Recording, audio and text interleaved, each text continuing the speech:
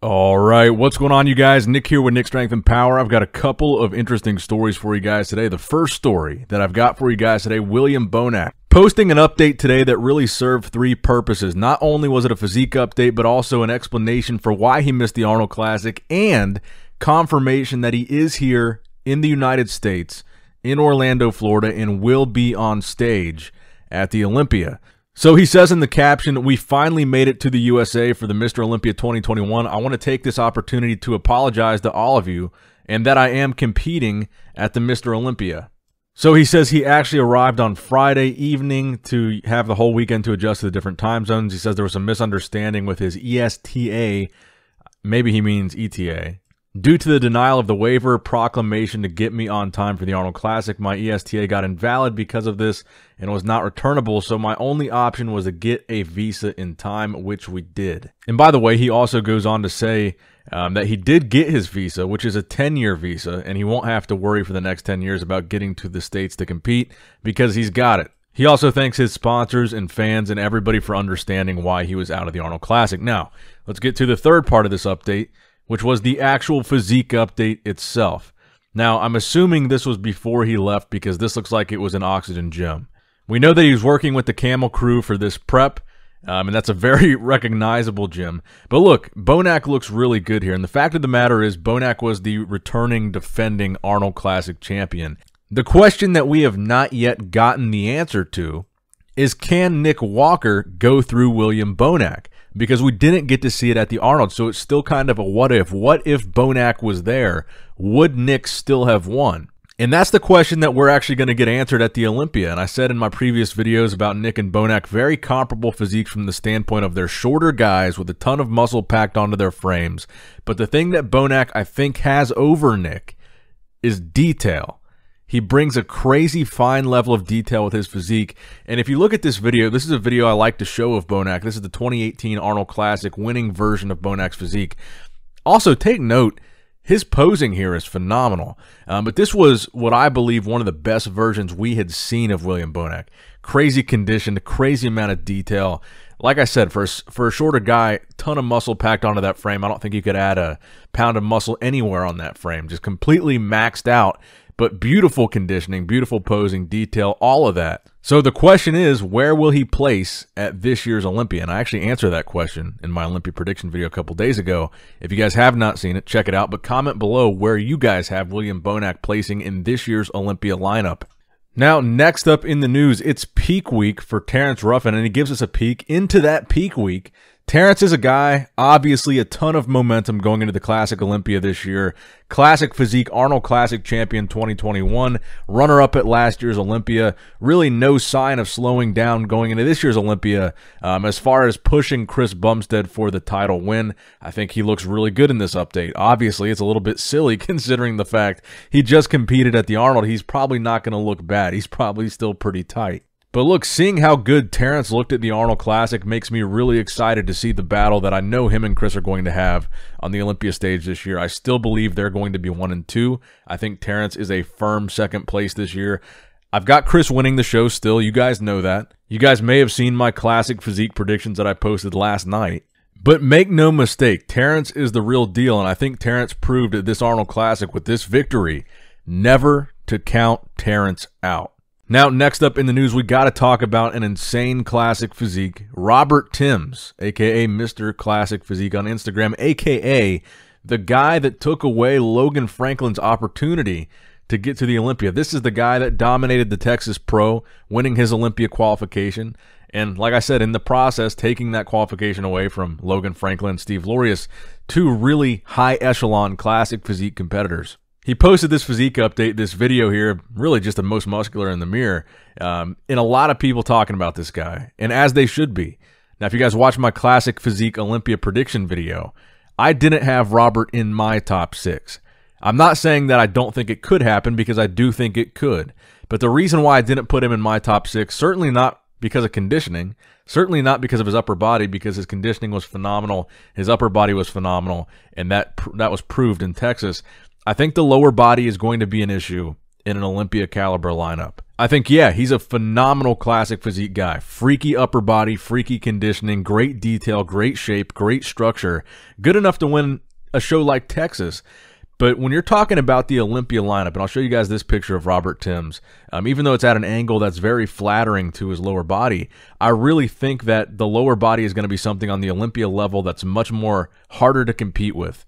And I think the fact of the matter is, when you're talking about balance and proportion, I think his upper body does overwhelm his lower body. And I think what you're going to see at the Olympia is some of these guys with more complete lower bodies are the guys that are going to place ahead of Robert Timms. Now, like I said, could he be top 6? Yes.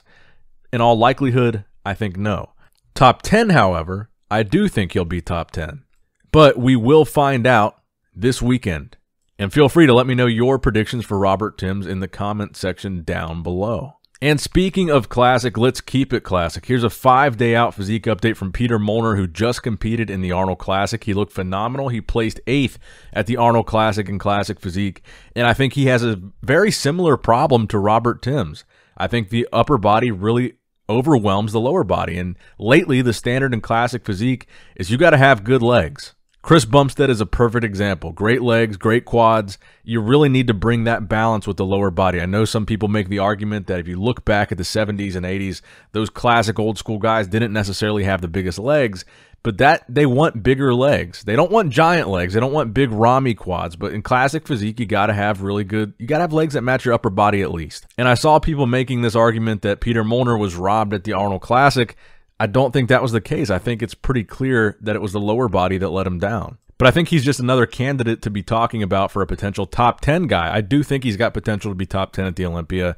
I think we're going to probably see him in a call-out with Wesley Vissers, and that is probably about where he's going to land as well. Somewhere in that 6 to 10 range, but let me know your predictions. All right, now next up in the news, let's talk briefly about Roelly Winkler here. It's been kind of a mystery to me whether or not Roelly is going to compete at the Olympia this year, just simply because of the fact, the mysterious way that he kind of exited the Arnold Classic. He didn't really give fans much notice after that second place placing to Nathan Asha, who we're going to talk about later in this video, and you guys don't want to miss that. I know you guys want to see my reaction to some of the stuff that Nathan was saying, but this is about Roelly. So Roelly took second to Nathan at the Europa Spain. Shortly after that was the Arnold Classic in the U.S., which Roelly decided to skip for really a reason that we don't really know. And like I said, he wasn't really vocal about it, so I was kind of wondering if he was going to still do the Olympia.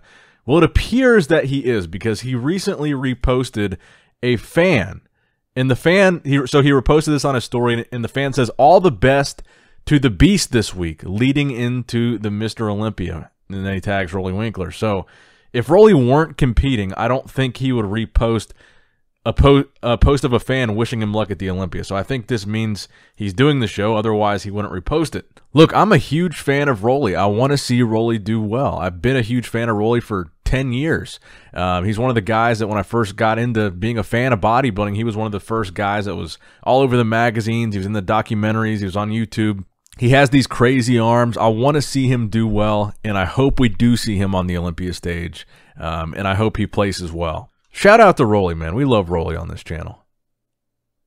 Now, next up in the news, I wanted to cover this one just because Fox Sports actually covered bodybuilding. This is something you don't typically see from mainstream sports outlets like Fox, like ESPN, ABC, NBC, but Fox covered the fact that Nick Walker won the Arnold Classic a couple weeks ago. And they say the title of this article is "Beefed Up Bodybuilding Mutant Nick Walker is No Mere Mortal." And they go on to talk about Nick Walker winning the Arnold Classic, and this was on the homepage of Fox Sports a couple days ago. And I just thought it was a cool moment for bodybuilding because, like I said, it's something you don't typically see. Bodybuilding generally is relegated to be like just like a very niche thing.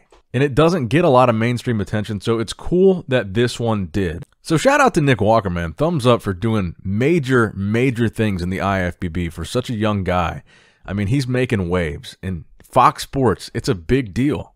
Now, next up in the news, a Hunter Labrada update days away from the Olympia. This is courtesy of the photographer My Visions, Mike Lakamowski, on Instagram, giving us a peek inside Hunter's peak week prep for his second go-around on the Olympia stage. And honestly, I think Hunter, like I said, I talked about this in my prediction video. I think the top 6, and that 6th place spot especially, is always kind of a rotational spot. And that's going to be where the real battle is fought, is which one of these younger guys, Hunter, Ian, Nick, name any of them, which one of these younger guys, the new generation, is going to be the first to crack into being one of the new top guys at the Olympia. And that top 6, that's what that is. First call out, top 6 at the Olympia. Those are the best bodybuilders in the world. And one of these younger guys like Nick, like Ian, like Hunter, they're going to be the first to do it. And I gave you my prediction on that as well in my last prediction video. But Hunter is a guy that I think is a serious threat to be one of those guys, to be one of the new generation guys that cracks into the top of the top. Will this be the year that Hunter can do that? That is the question. Let me know in the comment section down below. Now, the final story that I want to discuss today, Nathan Asha. It appears that Nathan has a problem with me as well, in addition to Ian Valier. It seems like this time of year, every year, brings out the random beefs with Nick Strength and Power. Now, I've seen Nathan say stuff about me before in direct negative stories and posts about me in the past, but I never really cared. But this one, I wanted to address because it simply just wasn't true. So he put up this post with the caption, "Not in shape. YouTubers talking out their ass again. Huh, man, not in shape. Why people watch these guys and live off their every word, I'll never know. Never competed or done some shitty local show, and yet they think they know about the sport and others. Get to F, stay behind your screen, huh?" And then actually it looks like one of my subscribers commented and defended me there, which I really appreciate, so shout out to Jeff Paul Fit. He says, "Nick Strength and Power never said you were out of shape, bro. He said you were sharper in Spain. He was just giving his opinion based on what he's seeing. It's crazy that a fan told you a lie and you just made a post out of it." So that's exactly what I was thinking when I saw this post. So let me just clear up the record here. Let's actually have a listen to what I said about Nathan at the Arnold Classic UK. This is the actual video that I mentioned Nathan. Let's have a listen. And I'll tell you, I was watching the prejudging yesterday for the Arnold UK, and it was pretty clear to me that Nathan was going to win the show. There wasn't really any... Well, actually, it was down to both Nathan and Samson Dowda, but this really wasn't the deepest lineup. I don't think this was the best version we saw of either Nathan or Samson. I think Nathan looked a lot sharper, and this could have just been the lighting here at the Arnold UK, but I think he looked a lot sharper at the Europa Spain where he beat Roelly Winkler. So I think it's pretty clear in that clip I didn't say anything insulting about Nathan, and really, I was giving him a compliment. I said he basically had the show in the bag. I said he came out at prejudging and basically won the show, and all I did was compare Nathan at the Europa Spain versus Nathan here. And in my opinion, I thought he looked sharper at the Spain show, but I even said after I said that, it could just be the lighting because the lighting was weird at this Arnold UK show. So look at this side by side. On the right-hand side, you've got the Europa Spain. On the left-hand side, you've got the Arnold Classic UK that he just competed in. The lighting is very different between the two, obviously, but I preferred his look and thought he looked sharper when he beat Roelly at the Spain show. I wasn't even saying that he wasn't in shape. It was just an opinion on how sharp he was compared to the previous competition. But let's read his response here, because this is the other thing that I wanted to take a second to respond to. He says, "No, a fan never. A friend told me. And if you go back, sure, he said about Spain. I wasn't in the best shape, and he said here I was in better shape in Spain. So that means he thinks it ain't in shape." So I don't really understand what exactly he's trying to say there, but I did want to clarify that all I said was I thought he looked sharper in Spain. But he goes on to say, "Tell him with all the money he's making, robbing people's content and sucking people's asses, go buy a ticket, go to a show, and then his opinion may have some credibility. Until then, stick to strict curling." So I wanted to address this part where he says, I would have some credibility if I went to shows, because Ian Valier said a similar thing. He said, this dude has a bodybuilding channel and didn't even bother to go to the Arnold Classic this year. If you guys know, I didn't go to the Arnold this year. This is the first one that I've missed since 2007. And I'm showing you guys right here. I've been going to the Arnold every year and getting press passes to the Arnold for over a decade. 2011, you just saw. 14, 18, I go to the Olympia, get press passes there. I go to the Indie Pro, get press passes there.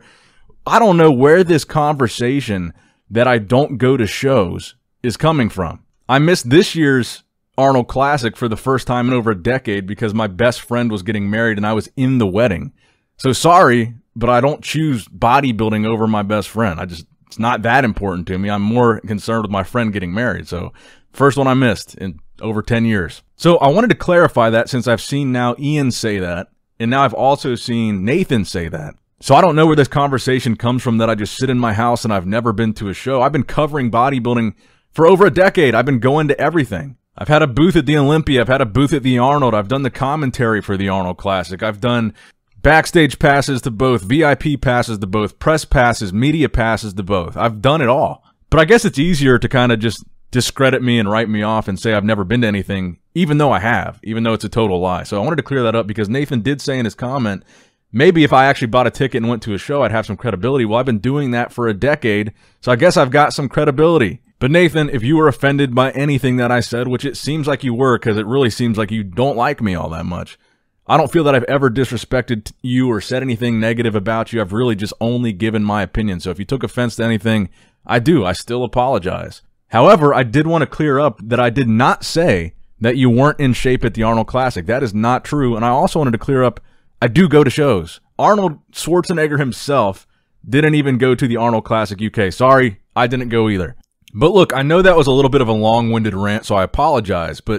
And I know most of you guys that really enjoy the channel and support the channel, you guys always tell me I don't even need to respond. I don't need to defend myself. I don't need to cover this. But I kind of do, because it's very easy for these pros to put you in a corner, put a label on you and say, all this YouTuber guy does is talk shit, when you didn't even say anything wrong. Or the even more common one that I see all the time, a fan or somebody either twisting what you said or lying about something you didn't even say altogether to try to turn their favorite pro against you or to try to start some kind of drama with you and that person. And look, honestly, I take a lot of pride in the fact that I try to be as respectful and positive as possible. I try to make bodybuilding more entertaining, and I try to cover it in the best way that I possibly can. I take a lot of pride that I'm not like some of the people that came before me that made a mockery out of bodybuilding. They made fun of bodybuilders. They made songs about their bubble guts. They made videos laughing about bodybuilders and the outcome of shows. I take a lot of pride that I don't do that. So I really like to address it when somebody accuses me of hating or being a hater because I had an opinion on their physique that they didn't like or their fans didn't like. Just remember this, guys. Bodybuilding as a sport, the entire thing depends on people's opinions of these guys' physiques, whether it's positive or negative. The entire sport is predicated on that. You're a fan of a certain pro because you like his physique better than you like the others. That is what the sport is. So being a bodybuilding commentary channel, that's the job. It's an opinion on a physique, and sometimes they're not going to like it. And I appreciate you guys that have stuck with me through the years and followed the channel, and you guys know, at the end of the day, I'm just a fan of bodybuilding just like you, and I'm doing my best to promote the sport. So that's going to wrap it up for the video today, guys. That's enough rambling. Give it a thumbs up if you enjoyed the video. If you support the channel, give it a thumbs up. It means a lot to me. It's free. It's easy. And hey, if you like me, hitting that thumbs up is a good way to stick it to anybody that doesn't like me. That will make them more mad than anything else. So I love you guys. I appreciate you guys. Nick Strength and Power, signing out. Dancing in the good light, everybody's feeling warm and bright. It's such a fine and natural sight, and everybody's dancing in the good light. Dancing in the good light, everybody's feeling warm and bright. It's such a fine and natural sight, and everybody's dancing